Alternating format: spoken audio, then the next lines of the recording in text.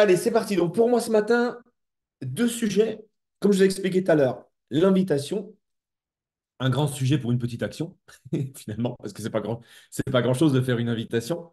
Mais qu'est-ce qu'il y a à dire sur ce sujet, sur cette petite action? Et la deuxième chose, la prise de décision et ce qui se passe quand on prend une décision ou ce qui se passe pas quand on n'en prend pas aussi, ou ce qui se passe quand on n'en prend pas surtout. OK? Avant de me lancer, je vais parler d'un petit sujet rapidement qui est moi-même, on s'en fout royalement de moi-même à l'instant T, mais c'est moi quand j'avais 18 ans, à l'époque, quand j'ai découvert le marketing de réseau, qui j'étais et comment j'étais en fait. Parce que cette semaine, j'ai encore eu une discussion, et même souvent, oui, mais toi, tu sais parler, oui, mais toi, tu as l'air de savoir faire, oui, mais toi, tu as la bonne énergie, oui, oui, oui, oui. Alors oui, à l'instant T, oui. C'est 18 ans de travail sur moi-même et 18 ans d'expérience dans le marketing de réseau qui ont fait ce que je suis aujourd'hui. Mais sincèrement, si j'ai pu réussir à mon niveau, moi, tout le monde peut réussir. Et même la personne se reconnaîtra. On m'a dit cette semaine, oh, c'est une phrase bateau, ça, que vous dites. Si moi j'ai réussi, tout le monde peut réussir. Ce que je peux comprendre. Parce que les gens, des fois, ne connaissent pas forcément comment on était quand on a démarré. Et moi, comment j'étais quand j'ai démarré? Qui était Pierre-André quand il a démarré, en fait? Vous allez comprendre que, à mon avis, tout le monde qui démarre le marketing de réseau, à 99%, démarre avec plus de compétences et de meilleures situations que ce que j'ai pu démarrer, dans la manière dans laquelle j'étais. Pierre-André, il a 18 ans, il avait quitté l'école, il n'avait pas de diplôme. Il est issu d'une famille ouvrière. J'ai eu une éducation avec mon frère avec énormément d'amour, c'était génial, mais aucune éducation pour entreprendre, aucune éducation financière. Euh, Tout ça, je ne l'ai pas eu. Dans un petit village, j'habitais. Mon seul relationnel, c'était mes copains. Et c'était pas des copains avec lesquels on faisait des masterminds, hein. Non, pas du tout. C'était des copains avec lesquels on faisait des soirées le samedi soir et puis on faisait la fête. Ça n'allait pas beaucoup plus loin que ça. J'avais aucun relationnel inspirant, j'avais personne qui me motivait. J'avais, je savais que je voulais réussir ma vie, mais sincèrement, dans quel domaine, comment, pourquoi? J'en sais rien, j'ai la vie devant moi, mais en tout cas, j'ai ce feu ardent au fond de moi. Ça me suffisait à l'époque. J'étais dans une situation relativement confortable, puisque ben, j'habitais chez papa-maman, mais bon, ils m'ont demandé d'arrêter. Ils m'ont pas demandé. J'ai pris la décision d'arrêter d'aller à l'école. Ils m'ont pas demandé d'arrêter d'aller à l'école. Mais ils m'ont dit, écoute, c'est pour faire quelque chose. Mais je n'avais aucune attitude. J'étais très timide. Je ne savais pas parler en public. Je n'avais pas confiance en moi. Bref, sincèrement, c'était un peu le chaos et j'avais rien de très inspirant à montrer et à dégager. Et pourtant, cette personne-là que je vous décris a pris la décision de démarrer le marketing de réseau quand il a eu l'occasion de croiser une personne dans la rue qui lui a posé deux questions. Un, l'heure qu'il était, je lui ai répondu. Et la deuxième, si j'étais intéressé par compléter mes revenus. Voilà comment j'ai découvert et j'ai démarré le marketing de réseau. Et voilà comment j'étais quand j'ai démarré le marketing de réseau. Donc, sincèrement, tout le monde peut réussir. D'accord? C'est qu'une prise de décision. Et ça sera la deuxième partie de ma formation ce matin. Mais je voulais un petit peu rétablir la chose. C'est grâce au marketing de réseau que je suis devenu ce que je suis aujourd'hui et j'ai ce que j'ai grâce au marketing de réseau. D'accord? Parce que, comme l'a dit Jean-Luc, je n'ai jamais eu l'occasion d'aller dans la rat race, d'aller dans le salariat traditionnel. C'est pas une tare d'y être, bien évidemment. D'accord, il n'y a aucun problème avec ça. Mais en tout cas, j'ai jamais voulu y rentrer. 40 ans de travail pour 40 heures par semaine pour une très très petite retraite et avoir un avantage social pour me faire sentir heureux d'avoir 5 semaines de vacances par an. Non, merci, c'était pas du tout ma philosophie de vie, ni ma vision de la vie que je voulais avoir. Et encore une fois, j'ai découvert le marketing de réseau. Où là, ben, ça a cassé totalement les codes. C'est plutôt 40 ans de vacances à faire ce qu'on veut quand on veut, mais d'avoir 7 sur 7, 24 sur 24 dans la tête son activité pour pouvoir à un moment donné en parler tout le temps. Et ça me plaisait. Et ça m'a plu. Et ça me plaît toujours, bien évidemment, parce que ça me permet d'avoir aujourd'hui une qualité de vie plutôt extraordinaire. Les choses étant dites, on repart 18 ans en arrière. On est aujourd'hui 10 février. J'ai signé mon premier contrat le 6 août 2004, 2006, pardon. Donc ça commence à dater, hein. Et Jean-Luc, ça doit être quasiment kiff-kiff, à quelques mois près, je pense, pas très très loin également. Alors maintenant, c'est parti, l'invitation. Comme je l'ai dit tout à l'heure, un grand sujet pour une petite action. Mais il y a quelques conseils à faire, à avoir avant pour se lancer dans une invitation. Un, restez simple, restez vous-même, soyez naturel donc, ne changez surtout pas. Utilisez l'enthousiasme et créez de l'urgence. Ça, c'est capital. D'accord? C'est pas parce que vous démarrez une activité de marketing de réseau, vous avez un style de vie, vous avez une manière de vivre, que vous devez changer, vous devez acheter un costume ou mettre une cravate pour faire vos invitations au travail. Non, non, pas du tout. Restez simple, soyez vous-même, ça c'est capital. D'accord? Et c'est aussi important, et ça revient aussi avec les formations d'avant de Jean-Luc et de Lumina qui parlaient de l'attitude corporelle ou verbale ou intérieure, peu importe, mais en tout cas l'attitude. Entre parenthèses, pourquoi on parle souvent et très souvent d'attitude, vous commencez à le voir à chaque fois dans les formations, parce qu'il y a une chose clé, c'est que l'attitude précède toujours les gains. Sans attitude, il n'y a pas de gain. C'est l'attitude qu'il faut acquérir avant d'avoir les gains. Ne pensez pas avoir les gains et après vous travaillerez votre attitude. Non, non, non, non. L'attitude va vous amener au gain. C'est pour ça qu'on parle très, très souvent de l'attitude. Donc, par rapport à l'attitude, l'enthousiasme, c'est capital. Si vous invitez quelqu'un chez vous demain soir à manger, par exemple, et qu'au téléphone, vous êtes en train de pleurer, ou vous êtes déprimé, ou que ça vous embête même de l'inviter, est-ce que vous pensez que la personne au bout du téléphone va se sentir contente, heureuse, et va même vouloir venir? Ben non, parce que vous ne lui donnez pas forcément envie de venir passer un moment avec vous. D'accord? Donc ça, l'enthousiasme, c'est capital. Et l'urgence. Eh bien, l'urgence, c'est aussi très important dans notre activité. Pourquoi? Parce que les actions, il faut les faire maintenant.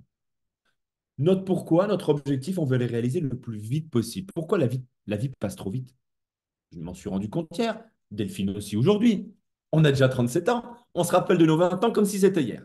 En tout cas, ça, c'est mon cas. Et je pense que Delphine, ça doit être son cas également. Ça passe vite. Alors, on n'a pas le temps. On n'a pas le temps parce que nos objectifs, on veut les réaliser vite. Donc, on doit créer de l'urgence. Les gens doivent sentir et ressentir ce sentiment d'urgence. À quel moment tu as un quart d'heure? Ce soir ou demain matin? Posez les questions, comme vous l'a dit Lumina tout à l'heure, c'est vous qui gardez le lead dans la conversation. Posez les questions. Donnez deux possibilités. Tu es dispo ce soir ou demain matin ou demain après-midi, mais dans un timing très, très, très court. Il peut peut-être pas ce soir, mais il peut demain matin. Les gens vous diront jamais non deux fois de suite.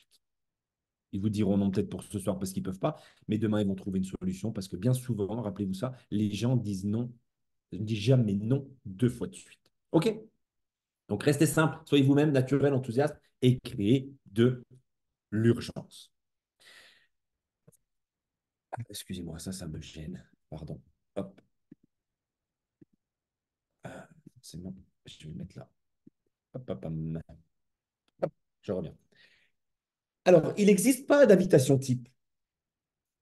Ce n'est que de l'adaptation pour chaque invitation. Des fois, on me dit, ah, tu veux pas m'écrire un script pour la présentation, pour une invitation, tu veux pas me donner une invitation type. Non, no way. Non, on n'est pas scolaire. On ne va pas réciter quelque chose au téléphone ou en face à face. Non, non et non. Désolé. Peut-être que vos upline vont le faire avec vous. Ils peuvent le faire, il n'y a pas de problème. Personnellement, je déteste cette manière de faire les choses. Parce que on va se stresser naturellement. On va se donner un cadre et puis on va oublier quelque chose dans le cadre au début de notre discours et là, on perd les moyens. Et si tu perds les moyens, eh ben, c'est fichu parce que tu vas perdre ton enthousiasme. Ça va être très compliqué de garder l'enthousiasme en perdant ses moyens. Ça va être un jeu d'équilibriste. Certains peuvent y arriver, mais en tout cas, ce n'est pas la solution la plus simple et la situation la plus facile quand on démarre le marketing de réseau, quand on démarre une activité où il faut inviter des gens. D'accord? Donc, je vais vous donner une clé quand même. Comment on va pouvoir s'adapter? Déjà, il faudra surtout aussi, bien évidemment, ne pas rentrer dans les détails. Il faut rester le plus simple possible dans une... Oh, j'ai appuyé trop vite. Dans une invitation. Simple, simple, simple. Alors, comment on va faire pour s'adapter finalement? Parce que c'est ça, je vous propose de vous adapter. Donc, je vais quand même vous aider à vous adapter. Eh bien, finalement, quand on a une personne au téléphone, ou qu'on rencontre une personne, qu'on l'ait vue depuis longtemps ou pas, bref, on engage un échange. Et s'il vous plaît, pitié, on ne, on n'invite pas par chat, on n'invite pas par mail, on n'invite pas par SMS. On utilise la voix. Parce que n'oubliez pas les deux ingrédients principaux d'une bonne invitation, l'enthousiasme et l'urgence. Rien de mieux que la voix pour partager ses émotions.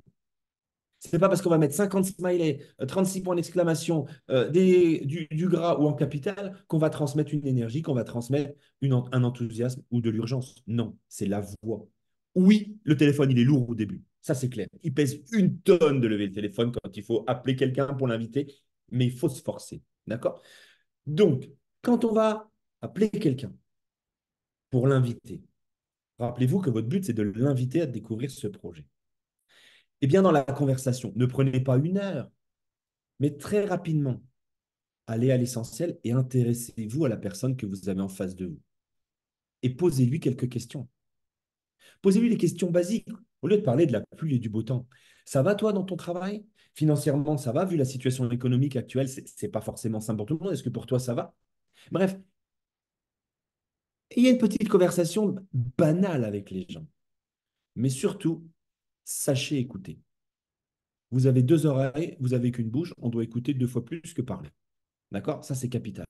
Donc, écoutez bien. Et quand vous allez écouter les gens parler, si vous savez écouter et que vous avez posé les bonnes questions, ils vont automatiquement vous donner des indices, même des armes pour leur parler après, pour les inviter. Il faut juste être à l'écoute. Si la personne vous parle, vous expose, par exemple, bah, tu sais, en ce moment, financièrement, c'est complexe. Ou alors vous expose tout simplement, tu sais, en ce moment, dans mon job, je tourne un peu en rond, j'en ai marre, j'ai besoin de challenge, je m'ennuie un peu. Ou alors les gens, tu te dis, écoute, en ce moment, il faut vraiment que je fasse un plan B dans ma vie. J'ai besoin de quelque chose en plus parce que j'ai des objectifs. Bref, peu importe. Ah, normalement, là, si vous savez écouter, il y a des petites lumières qui s'allument dans votre esprit. Tiens, lui, il a besoin d'argent. OK, on va rester sur ce problématique-là. J'ai la personne en face de vous. Lui, il a besoin d'argent, il veut gagner plus d'argent, il a besoin de compléter ses revenus. Bref, il a besoin d'argent. Comment vous allez l'inviter, à votre avis? Eh bien, écoute, c'est super, j'ai développé un projet écologique. On est d'accord que c'est pas comme ça qu'il faut y aller. Il cherche de l'argent. Jamais il vous a parlé d'écologie. Vous n'allez pas commencer à lui parler d'écologie. Pas du tout. Son besoin, vous l'avez identifié. Son besoin, c'est de l'argent. Donc, vous, entre vos mains, vous avez une solution, une opportunité. Mais prenons ça comme une solution. Une solution, le marketing de réseau, je ne vais pas rentrer dans le sujet du marketing de réseau, mais la solution, en grande ligne, le marketing de réseau solutionne énormément de problématiques que peuvent avoir les gens. Ça, c'est une réalité. Le besoin, rappelez-vous, ceux qui ont assisté aux dernières formations ou qui écoutent en replay, le marketing de réseau correspond aux 5 besoins essentiels de l'être humain, la pyramide de Maslow. D'accord? Donc, tous les besoins que les personnes peuvent avoir sur la planète peuvent être comblés grâce au marketing de réseau. Tout le monde n'utilisera pas cette solution pour combler ses besoins. C'est pas ce que je dis, mais en tout cas, le marketing de réseau peut combler tous les besoins de l'être humain. C'est peut-être difficile à accepter et d'entendre ça, mais c'est une réalité. Ça s'explique et ça se démontre. Mais ce n'est pas le sujet là. Il y a eu des formations faites à ce sujet-là. Donc, son besoin à lui, c'est de l'argent. Vous avez la solution qui est votre activité de marketing de réseau. Et vous savez qu'avec le marketing de réseau, le besoin de combler le manque d'argent peut être bien évidemment fait. Ça, c'est une réalité. Donc, sur quel angle vous allez l'inviter? Sous l'angle de l'argent. Que vous avez une solution qui peut combler, qui peut répondre à son besoin. Eh bien, écoute, tu sais quoi? Moi, ça fait quelques années, quelques mois ou quelques semaines que j'ai démarré un plan B à côté de mon job et ce qui me permet de compléter mes revenus et d'avoir une vision sur mon avenir financier très, très intéressant. Sincèrement, je t'encourage à prendre un quart d'heure, 20 minutes de ton temps. Je ne sais pas, si tu as une minutes, aujourd'hui un créneau, aujourd'hui, demain, dans la journée, mais en tout cas, j'aimerais qu'on prenne un quart d'heure, 20 minutes, une demi-heure ensemble maximum pour que je t'expose cette solution qui peut certainement combler ton besoin. Basta. On n'est pas rentré dans les détails de la présentation. Dans la tête de la personne, qu'est-ce qui se passe? Mettez-vous à sa place aussi. Vous avez quelque chose qui vous anime à l'instant T, une problématique que vous aimeriez solutionner, un besoin que vous aimeriez solutionner. Et là, il y a une personne qui vous passe un coup de fil ou qui vous rencontre ou qui échange avec vous et qui vous propose une solution pour peut-être combler ce besoin. Est-ce qu'à ce moment-là, vous allez fermer la porte? On est logique, on est humain quand même, je veux dire. Euh, Mettez-vous à votre place, on peut faire la chose inverse. Vous cherchez quelque chose et à un moment donné dans une conversation, mais quelque chose vraiment de réel, quoi, quelque chose de consciemment décidé, quelque chose qui vous bloque, qui vous gêne, qui vous voulez changer dans votre vie, et vous rencontrez quelqu'un, cette personne vous tend une perche pour que peut-être ce qu'il a à vous parler, à vous présenter, à vous donner, à vous offrir, solutionne votre problématique ou votre besoin. Bah, naturellement, c'est humain. On est ouvert. Oui, bien sûr, explique-moi, parle-moi. J'ai un quart d'heure, j'ai 20 minutes. Oui, quand tu veux. Ah, bien sûr. Et là, forcément, il n'y a plus de notion de temps. Il n'y a plus de notion de j'ai oublié de me connecter à la présentation ou je décale en. Non, pas du tout, en fait. Parce que vous êtes intéressé à votre interlocuteur, vous l'avez écouté, vous avez analysé ses besoins et vous avez su l'inviter en lui donnant une possibilité de répondre à ses besoins avec le projet, l'opportunité que vous avez à lui présenter. Et là, vous allez voir que vous allez avoir un taux beaucoup, beaucoup, beaucoup plus élevé, finalement, de réussite dans vos invitations, parce que vous allez toucher la personne. Et là, c'est plus vous qui vous voulez absolument présenter, qui avez besoin de lui. Non, c'est l'inverse, vous avez changé la donne. C'est lui qui a un problème, entre guillemets, un besoin, et vous avez la solution. C'est lui qui a besoin de vous, et puis vous qui avez besoin de lui. Vous avez changé la donne. Et là, vous allez voir, les choses peuvent littéralement changer pour vous. Il faut qu'il comprenne que vous l'invitez à découvrir quelque chose qui va répondre à son ou ses besoins. Ça, c'est vraiment très, très important. OK? Hop, bah, je m'arrête là sur l'invitation. Je ne vous en dirai pas plus sur l'invitation. C'était vraiment le point là, et je voulais vous donner cet angle de vue là sur l'invitation. Intéressez-vous réellement, écoutez réellement, et à partir de là, ça va être très, très facile et très simple pour vous d'inviter. Bien évidemment, on pourra en reparler sur des formations autres. Vous pouvez me contacter sur Zoom. Même à tous les intervenants, vous pouvez les contacter directement via WhatsApp si vous voulez rentrer plus dans les détails de leur formation. N'hésitez surtout pas également. En un quart d'heure, 20 minutes, une demi-heure, on ne peut pas non plus toujours rentrer dans tous les détails. On aimerait partager plus, mais on est obligé de se cadrer. Donc, du coup, n'hésitez pas aussi à les recontacter pour aller un petit peu plus loin dans leur euh, formation. Maintenant, on part sur la prise de décision parce que c'est aussi très, très important. Jean-Luc en a parlé tout à l'heure. Tout part de là, d'une prise de décision. La prise de décision, c'est quoi? C'est décider de quelque chose et arrêter d'espérer. Combien de personnes j'entends dire, et vous l'entendez, j'espère réussir. Et bien là, mettez-lui une main sur l'épaule et dire, ben, c'est sûr que tu ne vas pas réussir. Ça, c'est évident. Arrête tout de suite, à mon avis, d'espérer parce que l'espoir n'amène rien. Alors oui, tant qu'il y a de l'espoir, il y a de la vie. Je suis d'accord, on est bien d'accord. Mais là, il faut que je décide. Et quand on décide, qu'est-ce qui se passe, en fait? Eh bien, quand on décide, on exclut toute excuse, toute possibilité d'abandon. On devient focus et on concentre toute son énergie sur l'objectif. On ne laisse pas la place au doute. Quand on décide, on crée un mécanisme dans son esprit où on devient vraiment déterminé, où l'on veut réellement changer, acquérir quelque chose. C'est décider consciemment. D'accord? C'est pas un espoir, un jour, peut-être. Non. Je prends l'exemple de Jean-Luc avec son expérience dans le marketing de réseau. Si à un moment donné, il espérait quelque chose du marketing de réseau, il serait encore dans sa vie d'avant. Ça, c'est une réalité, en complément de revenu, entre guillemets, avec le marketing de réseau. Mais à un moment donné, il a décidé. Vous ne pensez pas que quand il a pris la décision de switcher de son activité dans le monde traditionnel à plein temps, à 100% dans le marketing de réseau, est-ce que vous pensez qu'à ce moment-là, il a pris la décision J'espère continuer à gagner de l'argent avec le marketing de réseau.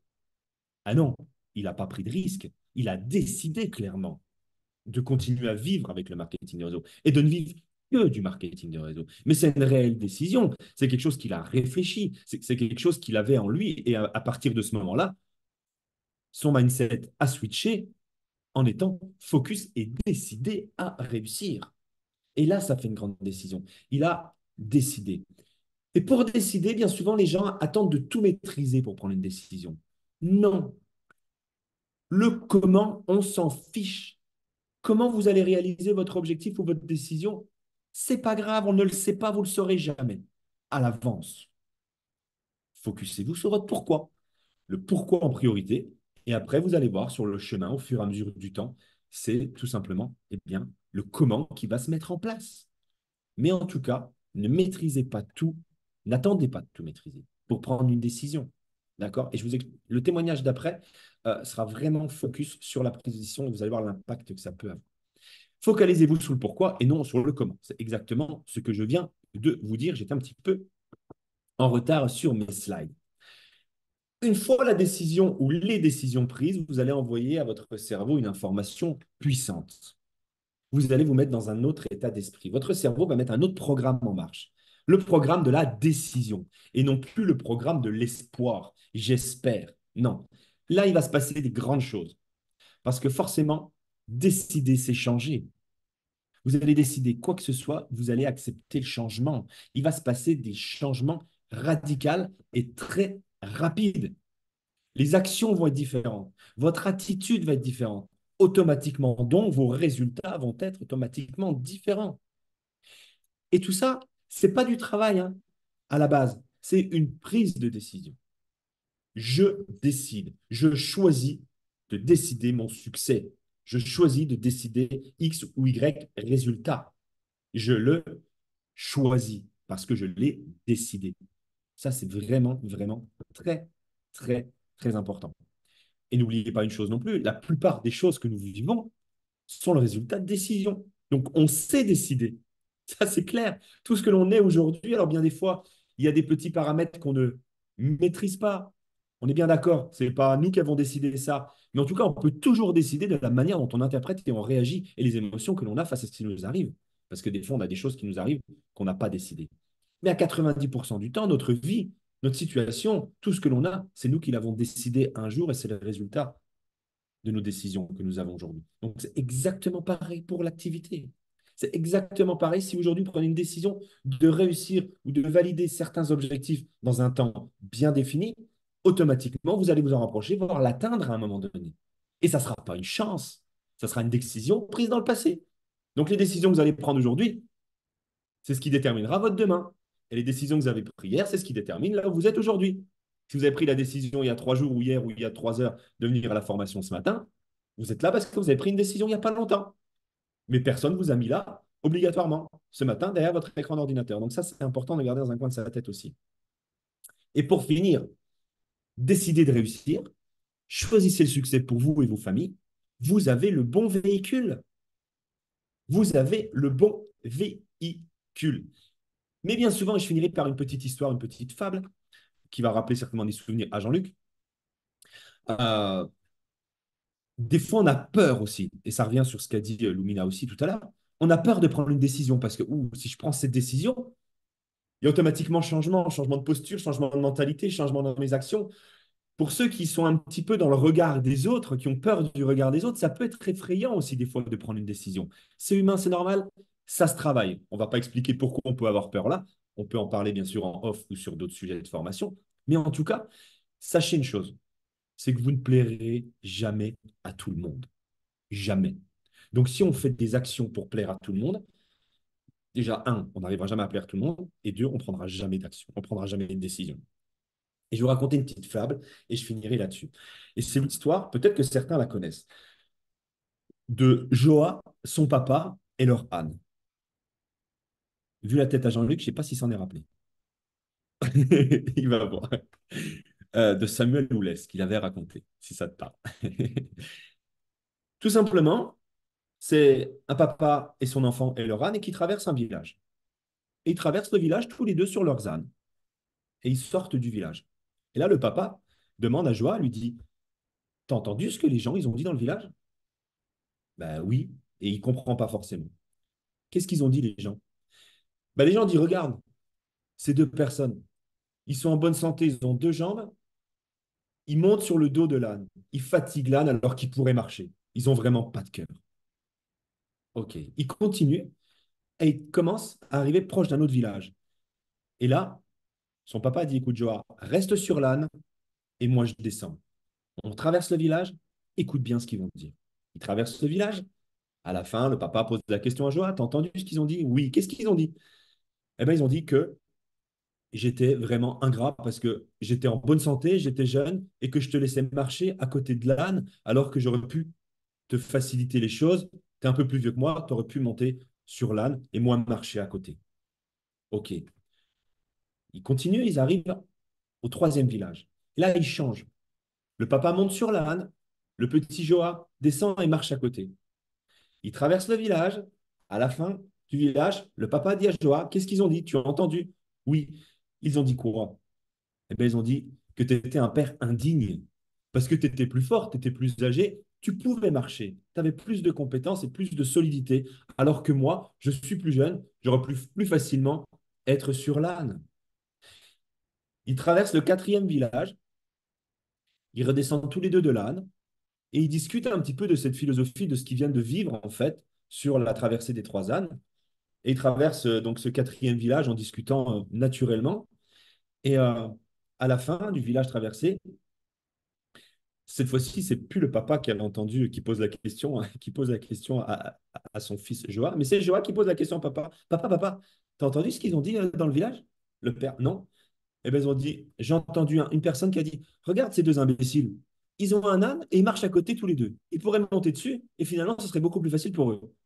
Moralité de l'histoire. Quoi que vous fassiez, les amis, quoi que vous fassiez, il y aura toujours des gens pour ne pas comprendre vos décisions, vos actions. Ça, c'est inévident. Donc, vous ne pourrez jamais plaire à qui que ce soit. Rappelez-vous de Joa, de l'âne et du papa.